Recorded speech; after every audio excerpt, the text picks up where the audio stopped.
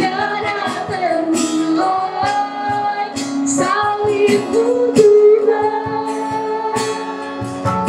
sungguh berharga Engkau, sungguh berharga Engkau, Yesus.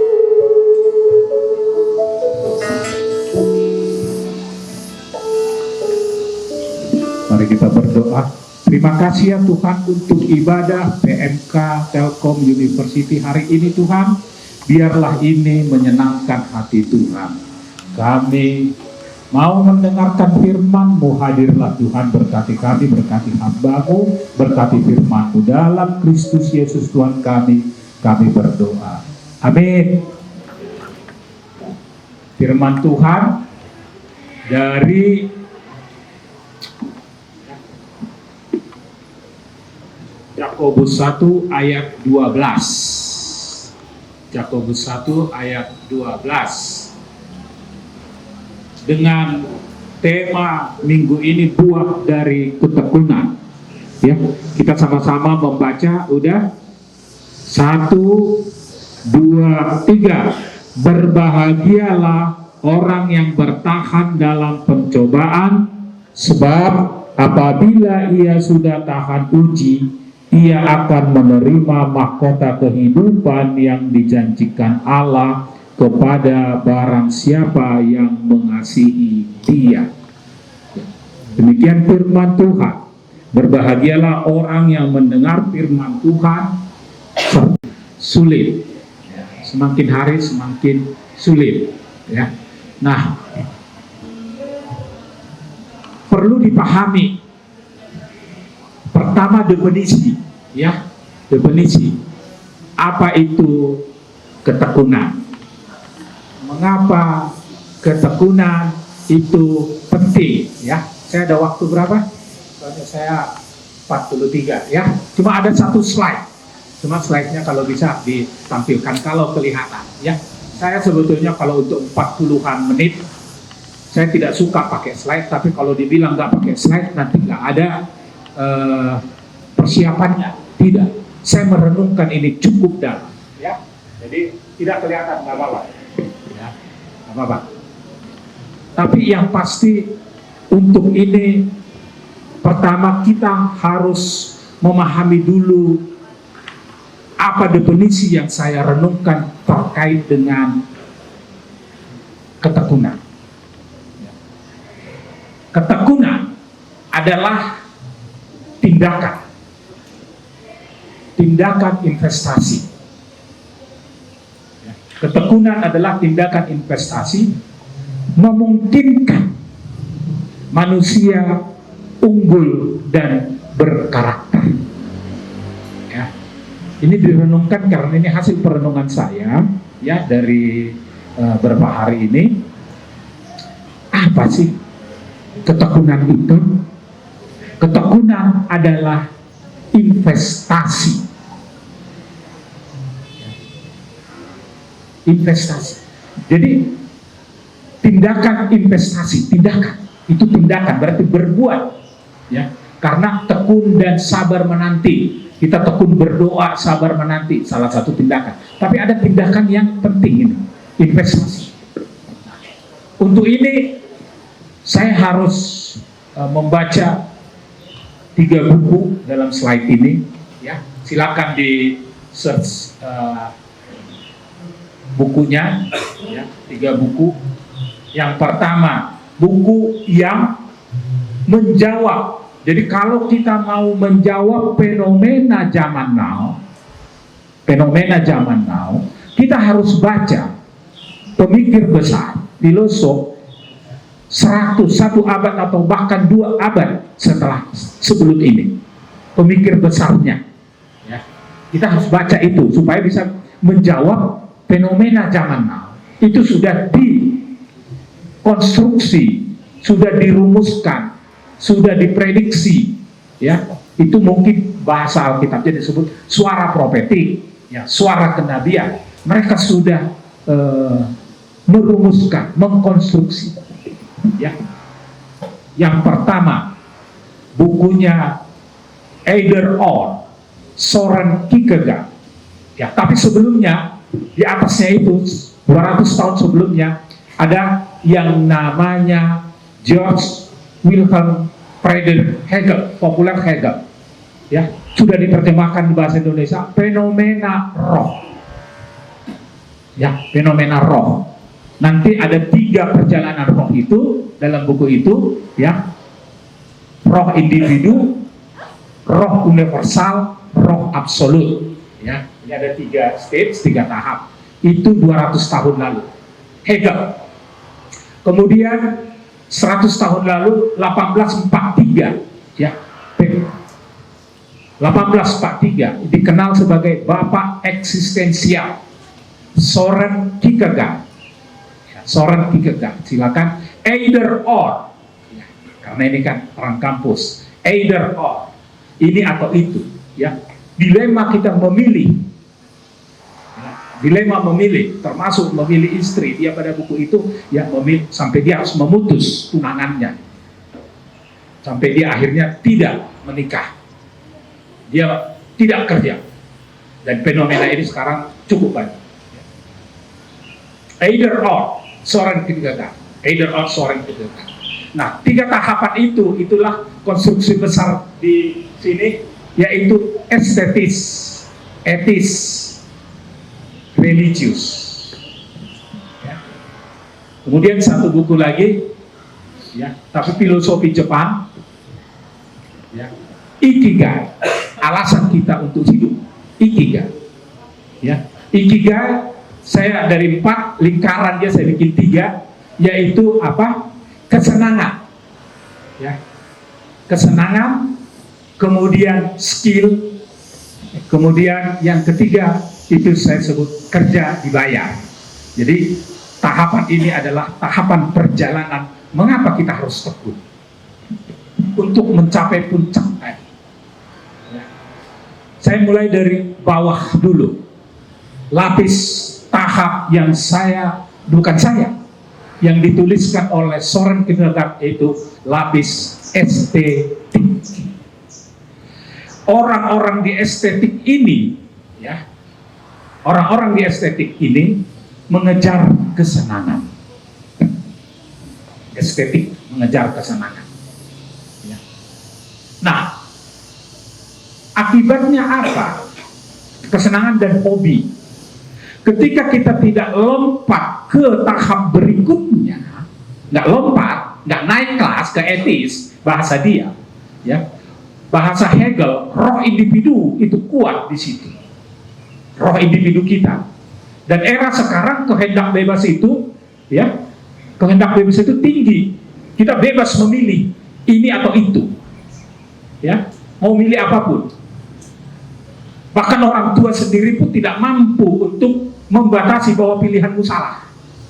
Sehingga kita harus tahu konsekuensi dari pilihan kita. Ya. Ini awalnya. Manusia diperhadapkan untuk eksistensinya, ya, dilepas mengejar kesenangan. Dunia dikonstruksi oleh 2, pengaruhnya besar. Dunia nyata, dunia maya. Konstruksinya besar. Ya, konstruksinya sangat kuat, mempengaruhi kehidupan kita untuk kita senang. Maka produk pun ketika kita mau membuat produk, maka pikirkan produk itu harus disukai, harus disukai. Kalau nggak ditinggal, ya. Kalau kita bikin aplikasi pun, ya, login saja kalau udah susah, orang akan tinggal, dia nggak akan mau capek-capek. Nah, itu era yang disebut dengan estetik, ya, mengejar kesenangan. Nah, punya konsekuensi yaitu kelelahan, kejenuhan, kebosanan, sampai, ya, ketika dia tidak berhasil keluar dari zona estetik ini, terus dia menikmati kesenangan, apa yang terjadi? Maka akan terjadi yang namanya kecemasan eksistensial. Dia kehilangan makna hidup. terjadi kecemasan eksistensial yang bisa mengubah ketika dia terus di situ. Ya, kecemasan pertama itu biasanya ketika mau memilih universitas mana, jurusan apa, 17 tahun, usia 17 tahun. Ya. Kemudian memilih pekerjaan, memilih pacar, pasti ada kecemasan ketika tidak tersolusi. Kecemasan yang terus berlanjut, ya, maka inilah yang dikenal dengan pada usia seperempat abad, quarter, kehidupan seperempat abad, cemas menjadi krisis, populer disebut dengan quarter life crisis, QLC. Ya, quarter itu seperempat abad. Jadi usia 25, kecemasan ini tidak terjawab, berkelanjutan, kecemasan meningkat menjadi krisis. Dan dia akan terasa di usia 25. Makanya kita harus keluar dari jebakan estetis, mengejar kesenangan. Itulah yang ditulis dalam either or, ini atau itu. Or, kita harus naik ke etis. Ke etis oleh Hegel disebut roh universal. Dia akan membuat, membuat sistem. Kita akan dibangun dalam konstruksi moral, etis. Berarti kita punya disiplin, punya tanggung jawab, punya komitmen. Kalau mau naik kelas, keluar dari jebakan estetis ke etis, maka kita terikat dengan norma-norma umum, universal. Ya, oleh Hegel disebut roh universal. Maka Hegel menciptakan karya berikutnya yang sangat besar. Dia zaman ideal, zaman konsep di Jerman, idealisme Jerman. Ya, filsafat hukum berarti norma-norma hukum, filsafat politik, filsafat sosial, filsafat sejarah. Ya, dia menciptakan itu sehingga konsep ideal dalam kebijakan, dalam norma, tapi yang penting orang sepakat. Makanya muncullah disiplin penegakan hukum. Makanya negara-negara maju itu akhirnya disiplin anaknya, orangnya, untuk bisa naik kelas dari estetis ke etis. Roh universal ini, ya, di sanalah orangnya akhirnya oleh si Ikigai, ya, dia yang disukai tadi, yang disukai dikuasai, good end. Ya, silakan dilihat 3 lingkaran good end. Saya mau menguasai satu bidang ilmu, good end.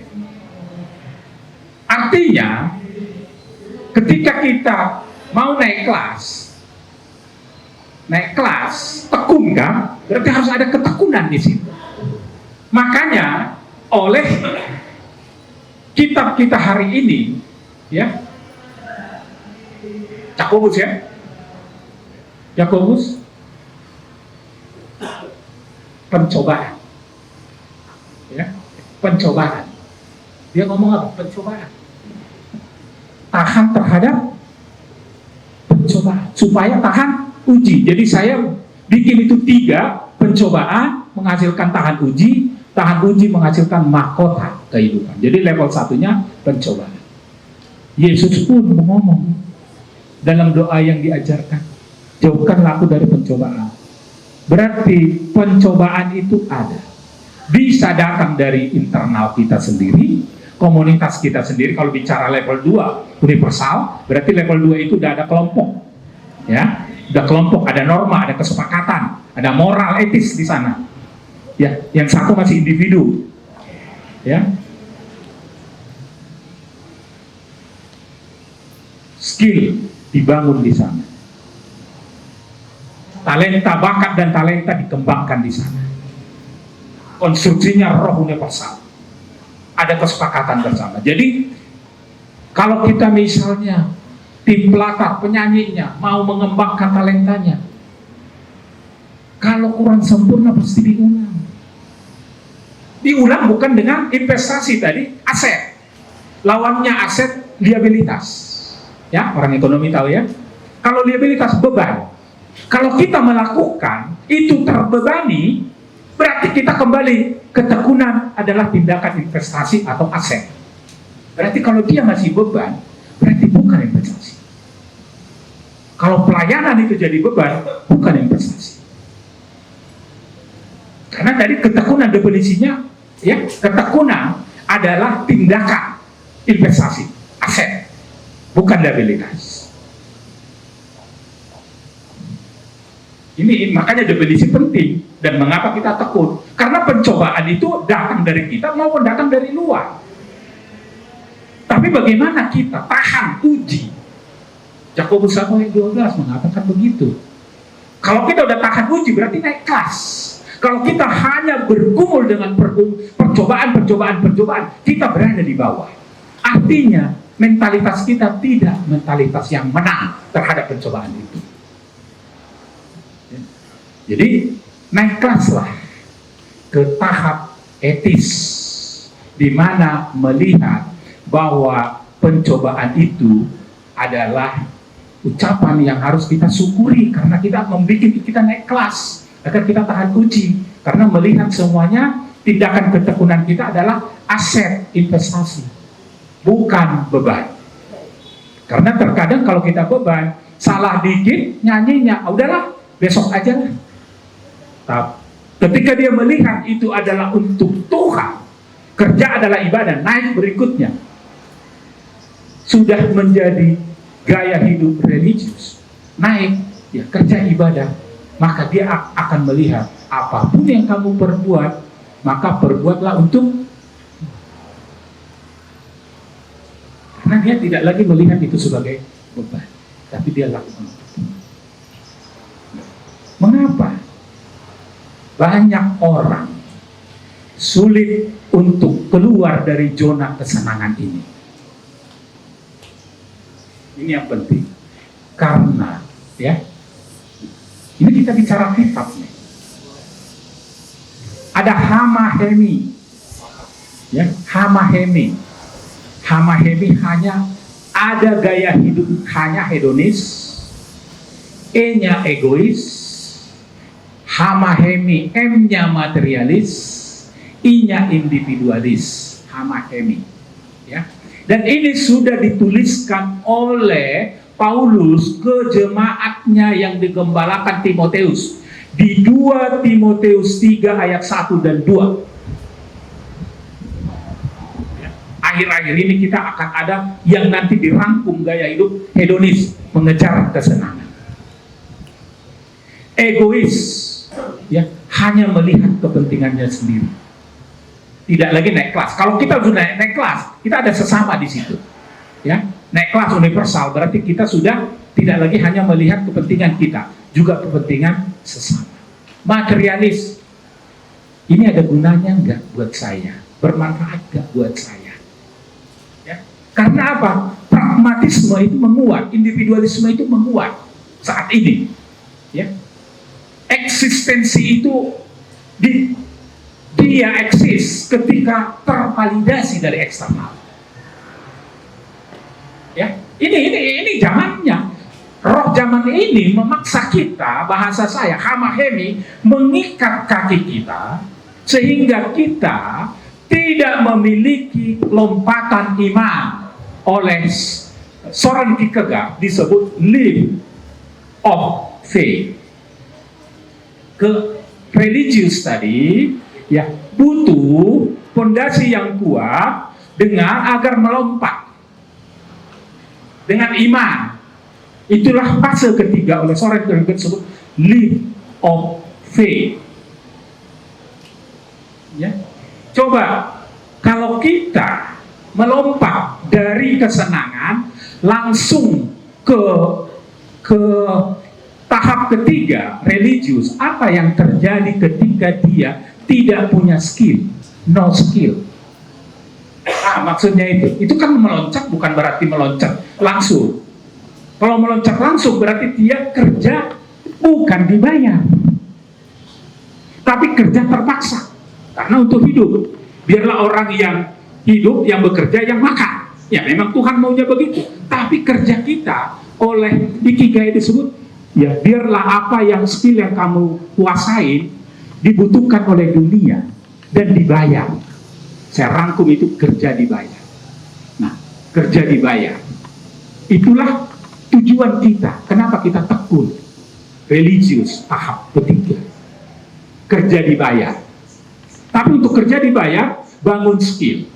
Untuk bangun skill, apa yang kamu sukai, kuasai. Ya. Kalau tidak, apa yang terjadi ketika, bayangkan, kita masuk di fase kerja, tamat punya ijazah, tapi nggak punya portofolio. Apa yang terjadi? Ya tidak sedikit yang akhirnya buka kafe. Tidak sedikit akhirnya ya ngonten. Kenapa nggak jurusan DKV dari awal? Ngonten. Kalau memang ke situ. Tidak sedikit. Karena apa? Dia tidak memiliki skill. Tidak memiliki fase etis tadi. Ada pengorbanan yang dilakukan di sana nggak dilakukan. Ada komitmen. Sementara ketika kita masuk ke level yang ketiga, maka kerja dibayar itu apa? Mengikatkan diri. Ya, mengikatkan diri. Ya, ini definisi saya, mengikatkan diri ya, secara kesadaran penuh. Ya, kontrak itu mengikatkan diri, kesadaran penuh, semua baca segala konsekuensinya. Mengikatkan diri dengan kesadaran penuh, ya, dengan kesadaran penuh dalam sesuai pilihan dan panggilan jiwa. Panggilan jiwa inilah oleh Hegel disebut roh absolut. Ya, jadi dalam fenomena roh yang Hegel, ya, Friedrich Hegel tulis disebut roh absolut di fase ketiga ini, roh absolut. Kesadaran diri penuh, roh absolut. Ya. Jadi jiwanya, kerjanya sudah sesuai dengan kesenangannya dan skillnya ada di situ. Kemudian dia melakukan, mengikatkan diri dengan jiwanya itu. Nah, itulah roh absolut itu. Inilah kenapa kita harus tekun. Hama hemi, hama hedonis, egois, materialis, individualis dikonstruksi oleh roh zaman ini mengikat kaki kita, tidak memiliki kemampuan melompat yang namanya leap of faith, lompatan iman. Kita nggak punya keyakinan bahwa hidup ini indah, hidup ini ciptaan Tuhan. Saya mau ikut Yesus dan berguna untuk sesama. Karena kita nggak kehilangan iman. Ini yang perlu dipahami. Mengapa kita harus tekun? Karena buah ketekunan adalah tahan uji. Pencobaan tidak bisa kita kontrol. Karena bisa berasal dari luar diri kita. Dan itu yang paling berbahaya. Oke. Ya, ingin feedback dulu dengan siapa tahu ada pertanyaan atau ada pengalaman, ya. Ini setengah jalan, kita feedback dulu. Ya, silakan dikasih mic-nya dulu. Ya.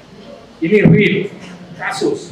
Ada yang mau ngasih real, apa yang terlintas dari pikirannya, 3 tahapan tadi, estetis, etis, religius. Ya, dengan 3 referensi tadi, roh individu, roh universal, roh absolut. Ya. Dan ini membuat kita apa yang kita sukai, kita miliki skill, kemudian kita kerja dibayar. Ya, logistik coba, siapa tahu ada feedback, pemahaman sejauh mana dipahami, karena ini real, kita diperhadapkan, ya, supaya kecemasan bisa tersolusi. Ya. Mungkin ada yang mau feedback, ada yang mau komen, ya silakan, ya. Ya, sambil saya juga meneruskan, ya silakan dipegang, tapi saya meneruskan omongannya, ya, omongannya. Jadi saya tetap jalan khotbahnya. Ini, coba siapa tahu ada audio, ada yang mau pertanyakan, silakan, ya. Ambil tarik nafas. Ada yang mau ditanyakan, ada yang mau dikomen, ada yang mau ditambahkan, ada yang mau disaksikan, ada yang dicemaskan. Ya. Tapi kalau nggak ada, saya akan jalan terus. Tapi kalau ada, saya berhenti, saya akan respon. Silakan. Ada? Ada yang mau di ini?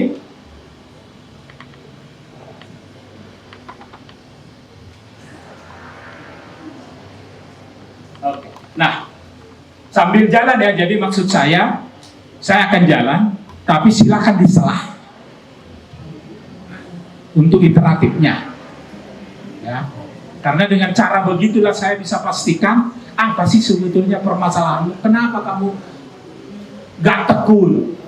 Toto firman Tuhan yang menyuruh kita agar tekun. Pernah gak tahu ketekunan itu adalah tindakan investasi? Pertanyaannya, ketekunan apa sih yang sekarang saya lagi tanam? Itu pertanyaan refleksi. Ketekunan apa yang saya sedang tanam? Ya, ibarat pohon, ya, pohon itu kan ditanam. Ini kan buah ketekunan. Bayangkan itu sebagai pohon. Berarti apa? Apa yang dilakukan kalau buah untuk mendapatkan suatu buah? Pertama, ya, dia ditanam dengan harapannya akarnya kuat, benar, supaya dia berbuah. Dan sebetulnya nggak sulit, karena pemazmur pun sudah menuliskannya, membuka kitab Mazmur dengan mengatakan bahwa Mazmur 1 ayat 1 sampai 3 mengibaratkan ada dua jenis manusia, orang fasik dan orang yang mengikut Tuhan, yang kecintaannya Taurat Tuhan. Mazmur 1 ayat 1 sampai 3 itu supaya kita berbuah, ibarat seperti pohon yang ditanam di mana? Di aliran air. Kalau ditanam di aliran air berarti sumber hara untuk kehidupannya itu terjamin, akarnya kuat. Ya. Tapi seperti apa dia? Kecintaannya Taurat Tuhan. Kecintaannya Taurat Tuhan. Apa? Jaminannya apa? Apa saja yang dikerjakan berhasil. Bukan saya. Mazmur Daud membuka lembar kehidupannya dengan mengatakan bahwa cintailah Taurat Tuhan. Itulah tadi kehidupan religius. Agar akarmu kuat, kamu memiliki lompatan iman. Ya, agar kamu kuat, memiliki lompatan iman, menghadapi pencobaan-pencobaan dari roh zaman ini. Ini masalahnya, menghadapi pencobaan roh zaman ini. Zaman ini sangat-sangat keras dan sangat jahat. Sangat jahat sekarang ini. Karena apa? Kita bisa lupa, terus saja masuk scrolling. Ya. Itu ukurannya apa? Screen time. Coba evaluasi, refleksi diri. Lihat, ukur. Sekarang ada yang bisa aplikasi mengukur screen time. Berapa jam screen time saya dalam satu hari? Karena yang bikin produknya, mau game, mau apapun, yang dijual, yang konten itu, yang dibeli itu apa? Screen time. Berapa jumlah user, setiap user berapa menit menggunakannya. Itu yang dia nilai kinerjanya. Ya, jadi kalau kita bikin produk digital, yang diukur apa?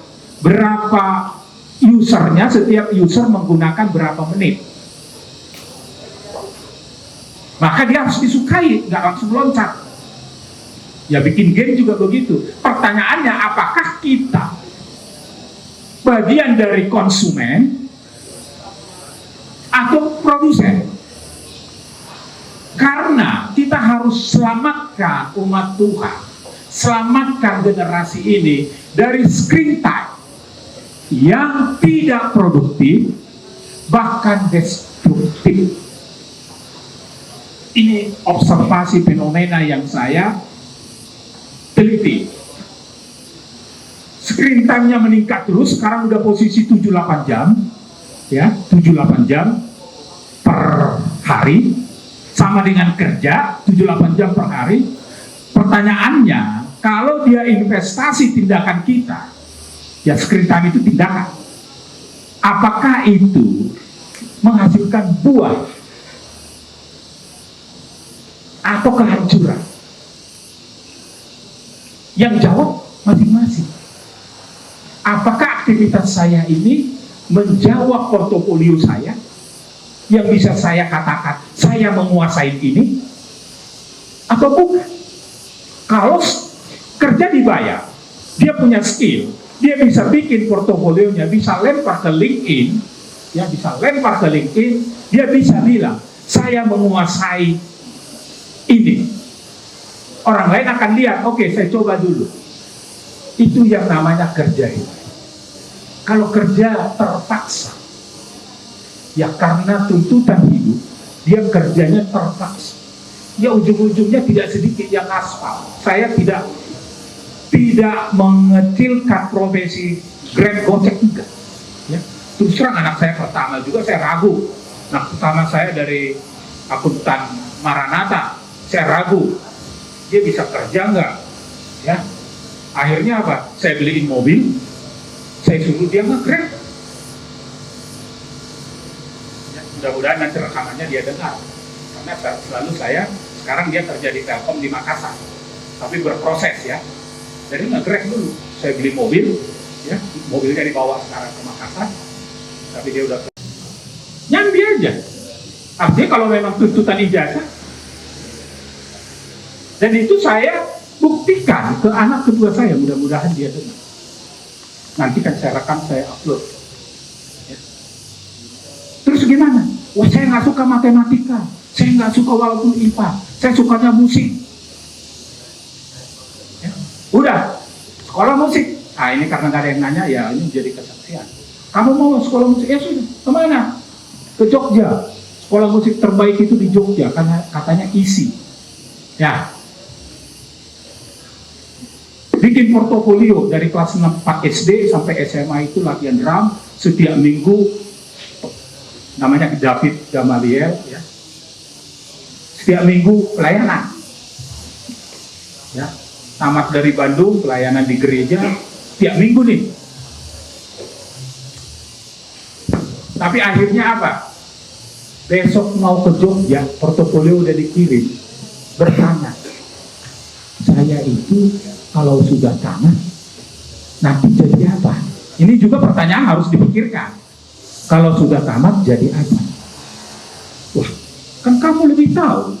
Kamu hobi di situ, senang di situ, dan mau kuliah di jurusan musik di sekolah terbaik, asal jangan di luar negeri. Saya bilang luar negeri biayanya terlalu mahal, nggak sanggup. Tapi kalau masih di Indonesia yang terbaik, oke. Paling jadi guru musik, guru les. Dia jawab sendiri. Akhirnya gimana? Nggak jadi berangkat lah besok ke Jogja. Nggak jadi berangkat. Terus apa? Ada nggak sekolah di Bandung yang ya berbau entertain lah? Coba yang dicari entertain, kesenangan kan? Saya baru tahu konsepnya belakangan. Tapi ya oke lah. Yang ada ya ada art-artnya, ya kuliner art. Nanti sekolah ya jadi chef. Nggak jadi ini ya master juga, master chef. Saya bilang gitu. Tahu kan master chef kan? Iya. Master juga dikenalnya sebagai master chef. Singkat cerita, masuklah kuliah yang terbaik kuliner art di Bandung yang namanya NHI D3, ya. Oh, tapi saya nggak tahu masak. Nanti belajar di tempat lah. Kan dari kecil juga nggak kenal apa namanya kunyit apa, dia nggak kenal, nggak dia pernah pegang kan. Tapi nekat aja, yang penting ada artnya. Ya, saya nggak mau ada matematiknya. Coba, ada artnya. Karena cuma itu yang dekat. Singkat cerita, lulus D3. Udah lulus, ya memang betul. Langsung di kampus ada lamaran kerja. Ya, lamaran kerja langsung bisa ke Amerika. Internship. langsung dia ke sana transit. Nah, apa yang terjadi? COVID, tapi itu nangis karena apa? Jurusannya bukan pastri, yang dikasih kerjaan pastri di sananya. Coba bayangin apa nggak nangis itu? Udah jauh-jauh, bukan jurusannya, tapi suruh kerja pastri. Ya kita motivasi tuh, udah bertahan aja. Kalau ibunya pulang aja, kalau saya beda, bertahan. Kalau ibunya pulang aja, pulang gitu. Karena nangis, nelpon terus nangis. Beda 12 jam, ya. Di sana jam 12 malam, di sini beda 24 jam. Ya. 12 jam. Singkat cerita, COVID balik. Udahlah, belum ada kerjaan, lanjut D4, lanjut perhotelan karena perhotelan lanjutannya nggak ada di D4 kuliner. Masih COVID, udah lanjutlah. Kalau ini kamu sekolah benaran lah, teknikalnya udah dapat, udah sekolah bisnis lah. Bisnis terbaik saya bayar, luluslah S2 MBA ITB. Coba wawancara, yang diwawancarain apa? Kok bisa kamu kuliah S2 bisnis MBA ITB dari sekolah masak, gimana ceritanya? Ya, Mandiri, waktu tes di Mandiri, ODP. Kok bisa? Pertanyaannya aneh-aneh. Kamu hobi musik apa sih yang kamu kuasain? Semua saya kuasain, gimana nggak dikuasain? Ya. Kuliahnya nggak ada PR. Pulang kuliah ke gereja, sama temennya belajar bareng nih. Dia bisa drum, yang lain ada ini, semua alat musik dia tahu. Ya. Nah ini buah ketekunan. Kalau sedikit salah dia arranger juga, sedikit salah dia rubah. Bisa latihan itu 6 jam, 8 jam untuk pelayanan besok. Ini yang saya maksud tadi, ketekunan berbuah. Ya puji Tuhan. Akhirnya wawancaranya lolos sebelum wisuda. Tapi dengan grade S2 Bank Mandiri ODP di Pontianak sekarang, saya tahu ada orang Pontianak. Apa yang saya mau sharing di sini? Ini pengalaman real. Jadi dia akan dengar nanti karena saya akan nggak ada yang saya inikan semua. Jenjang kita harus keluar dari estetik tadi, tapi loncat ke etis untuk membangun skill. Harus melihat ketekunan itu adalah investasi aset, bukan berkorban waktu, perasaan apapun, tapi dia ada harapan, memberikan harapan. Ya. Ini yang akhirnya kita punya fondasi yang kuat, memiliki lompatan iman. Kerja itu ibadah. Apapun yang kita perbuat bermakna. Akhirnya kita bisa menemukan yang namanya makna hidup. Makna hidup kita karena kita adalah anak Kristus. Sehingga di atas semua roh absolut tadi ada roh Tuhan. Jadi segitiga tadi ada roh individu, roh universal, roh absolut oleh Hegel. Di atas semua ini ada roh Tuhan. Ya, di atas semua roh Tuhan yang menyatu dengan roh kita. Ketika kita masuk di marketplace, oleh Yesus masuk ke pelayanan, yang pertama kitab yang dibaca di kampung halamannya itu adalah Yesaya 61 yang ditulis oleh Lukas, yang dia sebut Lukas 4 ayat 18, roh Tuhan ada padamu. Masuk kita marketplace, dia masuk ke dunia pelayanan, masuk ke dunia kerja. Ketika kita sudah melewati perjalanan roh fenomena roh ini tadi, roh individu, roh universal, roh absolut, di atasnya roh Tuhan, maka kita mampu mengatakan roh Tuhan ada padaku. Untuk ke orang-orang miskin, yaitu Lukas 4 ayat 18. Sehingga dia kitab Yesaya. Kita pun mampu akhirnya berkata, ketika kita memiliki tantangan di luar sana, kita sudah menemukan makna hidup, kita adalah utusan Kristus, kita mampu berkata, ini aku Tuhan, utuslah aku. Karena kita kerja bukan hanya untuk kita, ini buah ketekunan. Ya. Ini aku Tuhan, utuslah aku. Inilah paling atas tadi yang tidak digambar dalam segitiga itu.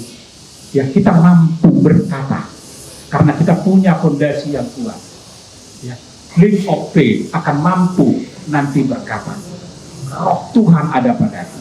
Yesus pun ngambil kitab Yesaya 61. Ya, jadi kitab itu digulung, dibaca, kemudian genaplah hari ini firman ini.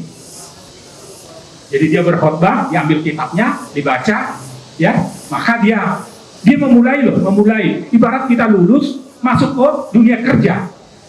Ya, setelah fase tidak dilewatkan, kita mampu berkata seperti Yesus berkata, Roh Tuhan ada padaku, genaplah firman Tuhan ini.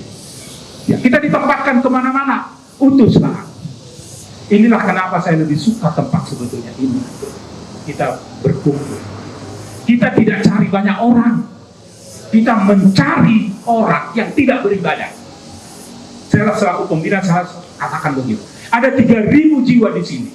Berapa ribu yang tidak pergi bergereja, yang tidak mengenal Taurat Tuhan, yang tidak cinta terhadap Tuhan. Ya, kita lebih baik di sini. Dia bisa berkausan, bisa ini segala macam. Tapi dia mampu mengangkat. Ya, dia tertidur karena apa? Hamahemi tadi mengikat kakinya. Hamahemi, hedonis itu yang kesenangan oleh dicipta oleh dunia ini. Egois, ingin materialis, individualis. Inilah hamahemi.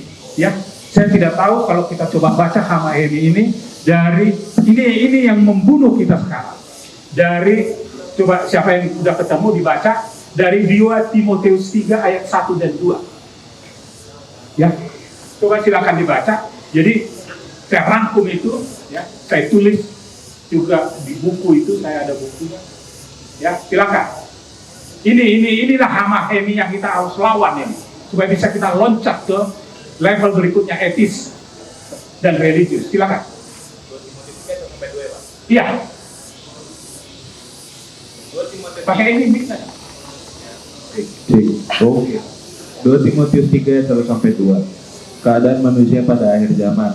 Ketahuilah bahwa pada hari terakhir akan datang masa yang sukar. Manusia akan mencintai dirinya sendiri dan menjadi hamba uang. Mereka akan membual dan menyumpukkan diri. Mereka akan menjadi fitnah. Mereka akan berontak terhadap orang tua dan tidak tahu berterima kasih. Tidak mempedulikan agama. Ya. Tidak memperdulikan. Hamahemi. Ya. Hamahemi. Inilah hama yang harus kita lawan dengan apa? Terang Kristus. Terang Kristus. Kristus itu berkhotbah, dicatat oleh Yohanes. Yesus berkhotbah, dicatat oleh Yohanes di kitab Yohanes sampai 9 kali. Yesus berkata, ego emi, ya hemi jadi emi. Ego emi, ego akulah terang dunia. 9 kali Yohanes mencatatkan kata ego emi. Ya. Jadi pada saat kapan ego emi itu kira-kira? Pada saat misalnya pondok daun. Yang jangan bayangkan sekarang ada listrik. Di situ ada lampu terang, ya. Kemudian, nah ketika melihat itu terang. Tetapi akulah terang dunia. Jadi tugas kita sekarang ketika kita sudah sampai ke level paling tinggi tadi, maka kita mampu masuk ke marketplace, keluar dari kampus ini, maka kita mampu berkata, ini aku Tuhan, utuslah aku, Roh Tuhan ada padaku, aku akan memberitakan kabar baik. Ego emi yang dikhotbahkan oleh Yesus zaman dulu, kita bawa melalui pekerjaan kita, tindakan kita. Orang lain bisa melihat ada perbedaan, punya karyawan yang memiliki iman, yang memiliki lompatan iman dengan yang tidak, sehingga nanti akan ditanya imannya seperti apa. Itulah cara kita memberitakan kabar baik di marketplace. Ya. Akhirnya waktu, tapi kalau ada pertanyaan, pernyataan, kesaksian, ya, saya sudah di akhir waktu 43 menit ini, tapi masih ada waktu ekstra kalau ada pertanyaan. Ya. Kalau tidak, pertanyaan renungan yang perlu direfleksikan. Ya, yang saya katakan bahwa saat ini screen time kita 7-8 jam penelitian saya per hari setara kerja, dan screen time yang digunakan tidak produktif bahkan destruktif, merusak masa depan. Pertanyaan refleksinya, ketekunan apa yang saya miliki saat ini yang bisa menjawab portofolio saya nanti? Saya bisa ini, skill saya di sini, masih ada waktu. Itu pertanyaannya. Skill saya ini, saya bisa ini, sisa waktu ini saya akan buat ini. Ya. Yang terakhir, anak perempuan saya terakhir dia punya portofolio karena freelance, nggak lulus tugas saya skripsi, 6 bulan freelance punya project IT, langsung ditangkap sama perusahaan karena portofolio, ya IT. Dia udah 3-4 tahun sampai dia lulus S2, sekarang sambil kerja S2 PJJ. Saya bilang nggak cukup lagi skillmu besok S1 untuk menghadapi tantangan masa depan. Ya, walaupun kamu nggak pindah-pindah, mumpung lagi bisa WFH, bisa sambil kerja sampai bagi-bagi waktu. Udah, jadi di kerja yang sama saking nyamannya, ya. Karena portofolio tadi, skill saya ini didapat di mana? Freelance. Kecelakaannya apa? Nggak lulus rumah sakit. Diulang 6 bulan lagi, ya, dia freelance dengan temannya. Tapi itulah akhirnya yang dia jual, namanya portofolio. Saya bisa Python, saya bisa data science, saya bisa ini, terus dites. Inilah refleksinya. Saya mau tekuni. Jadi waktu sedikit pun 6 bulan itu sangat bermanfaat membangun portofolio. Ketika kita bisa klaim di sana di LinkedIn, saya bisa ini. Nah, refleksinya nanti saya akan masuk ke marketplace. Saya mau tekun di mana, saya mau investasi di mana, saya bisa apa. Mau potong rambut ya silakan, apapun itu. Terima kasih.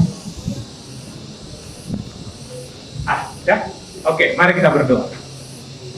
Terima kasih ya Tuhan atas segala kesempatan yang Tuhan izinkan kami berbagi, karena kami percaya Yakobus 1 ayat 12, pencobaan itu bisa datang dari manapun, tapi Tuhan beri kami kekuatan, beri kami keperkasaan, sehingga kami tahan uji. Dengan tahan uji, kami memiliki mahkota kehidupan, dan kami yakin bahwa kami bisa hidup. Itulah mahkota kehidupan yang ditempa seperti mahkota ditempa di dalam api yang panas, dalam pemurniannya. Demikianlah Tuhan menempa anak-anak-Mu ini Tuhan, sehingga kelak mereka percaya bahwa mereka memiliki keahlian oleh karena kecintaan akan Taurat Tuhan. Terima kasih ya Tuhan. Biarlah ketekunan ini menjadi kehidupan kami. Dalam Kristus Yesus kami berdoa. Amin.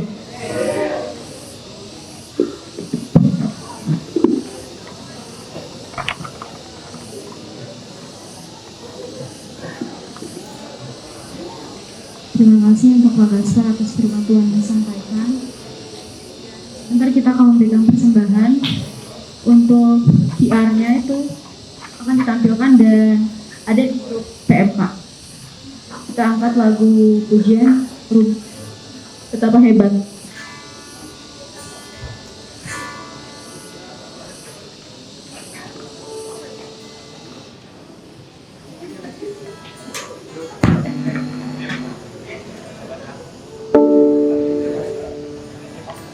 Panitia Paskah, persembahan kasih.